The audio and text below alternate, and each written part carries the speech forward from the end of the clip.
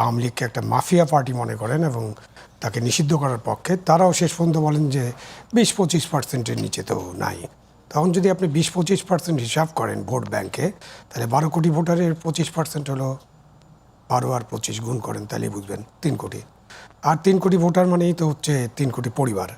তো এই হিসাবে আওয়ামী লীগকে একেবারে নিশ্চিহ্ন হয়ে গেছে বা তাদেরকে খুঁজে পাওয়া যাবে না, এটা না। এবং যখনই আপনি একটা নির্বাচন করবেন, নির্বাচনে তো সকলেই ক্রিয়াশীল হয়ে যাবে, নির্বাচনটা ওপেন থাকবে এবং সেখানে আওয়ামী লীগ হয়তো যেভাবে আওয়ামী লীগকে এখন কার্যক্রম নিষিদ্ধ করা হয়েছে এবং নির্বাচন কমিশন বলেছে যে ব্যালটে তাদের মার্কা থাকবে না, অর্থাৎ তারা নির্বাচনে প্রতিনিধিত্ব করতে পারছেন না, মানে আজকের দিনে যেটা আছে।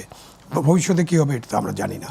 তো সেই ক্ষেত্রে আওয়ামী লীগের যে সমর্থনটা, এই সমর্থনটা কারো কারো মাথা ব্যথার কারণ হতে পারে, কারো কারো জুজুর ভয় হতে পারে, কারো কারো ভূতের ভয় হতে পারে এবং এই চিন্তা থেকে হয়তো এই ধারণাগুলো করা হচ্ছে। এবং আপনার যে 5ই আগস্টের পরে বা এমনকি আগেও যে আমাদের 71-এর মুক্তিযুদ্ধ, আমাদের স্বাধীনতা যুদ্ধ সংগ্রাম, আমাদের যে ভাষা আন্দোলন, আমাদের 54, 62, নিউক্লিয়াস, 66, 6 দফা, 69-এর গণ অভ্যুত্থান, 70-এর নির্বাচন এবং এই যে আমাদের উপরে যে পাকিস্তানি জান্তা যে যুদ্ধটা চাপিয়ে দিয়েছিল, একটা যুদ্ধ হয়েছিল দেশে,